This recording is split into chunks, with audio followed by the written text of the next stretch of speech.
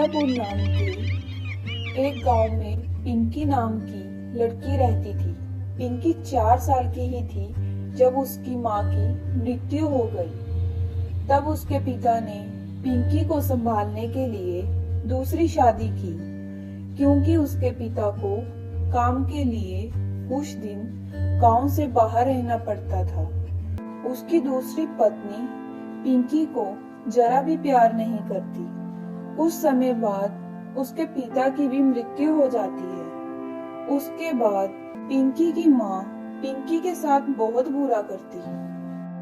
वो पिंकी से सारा दिन घर का काम करवाती थी और उसको अच्छे से खाना भी नहीं देती थी। ऐसे ही कई साल बीत गए। पिंकी भी अब बड़ी हो गई थी। एक दिन वो कुछ बच्चों को स्कूल जाते देखती है, तो घर आकर अपनी माँ को बोलती है, माँ, गांव के सभी बच्चे स्कूल जाते हैं, मुझे भी स्कूल जाना है। ये सुनते ही उसकी माँ उस पे गुस्सा होती है। अरे गलमुही, तू स्कूल चली गई तो घर का काम कौन करेगा? तू पढ़कर क्या करेगी? आगे से स्कूल जाने की बात की तो मैं तुझे घर से बाहर निकाल दूंगी।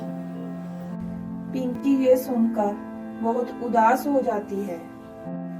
उसके बाद जब भी पिंकी स्कूल जाते हुए बच्चों को देखती तो अपने पिता और अपनी पहली माँ को याद करके रोने लगती।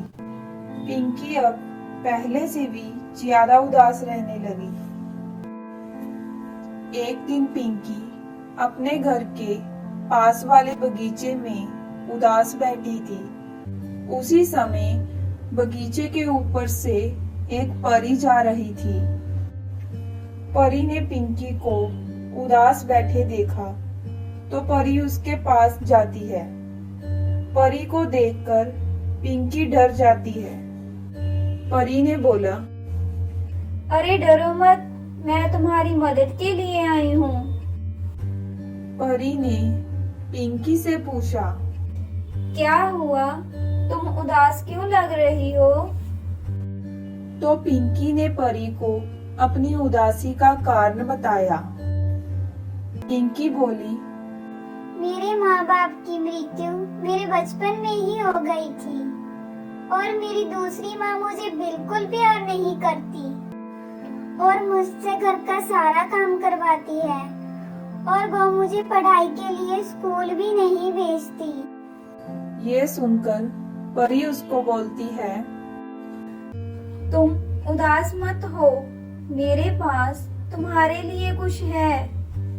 परी उसको एक पेंसिल देती है और कहती है, ये एक जादुई पेंसिल है, तुम इसको जो बोलोगी ये वही काम कर देगी।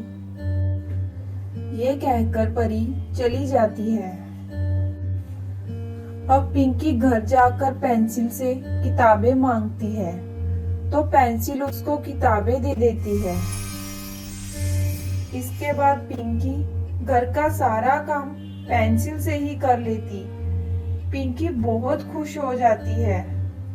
तो पिंकी के पास अब टाइम भी बच जाता था, इसलिए वो अपनी माँ से छुपकर स्कूल जाने लगी। एक दिन उसकी माँ को पिंकी के छुपकर स्कूल जाने के बारे में पता चल जाता है और वो पिंकी को बहुत मारती है। कुछ दिनों बाद पिंकी की माँ बहुत बीमार हो जाती है और बिस्तर से उठ भी नहीं पाती है। पिंकी अपनी माँ को तकलीफ में नहीं देख पाती और जादुई पेंसिल से अपनी माँ को ठीक कर देती है। पिंकी की माँ को अपनी गलती का एहसास हो जाता है और वो पिंकी से माफी मांगती है और कहती है, अरे बेटा, मुझे माफ कर दो। मैंने तुम्हारे साथ इतना बुरा किया, फिर भी तुमने मुझे बचा लिया। मैं तुम्हारा धन्यवाद कैसे करूं? उसके बाद वो पिंकी को प्यार करने लगती है। घर का सारा काम भी वो खुद ही करती है और पिंकी का स्कूल में दाखिला करवा देती है। अब वो दोनों खुशी खुशी रहने लगते हैं।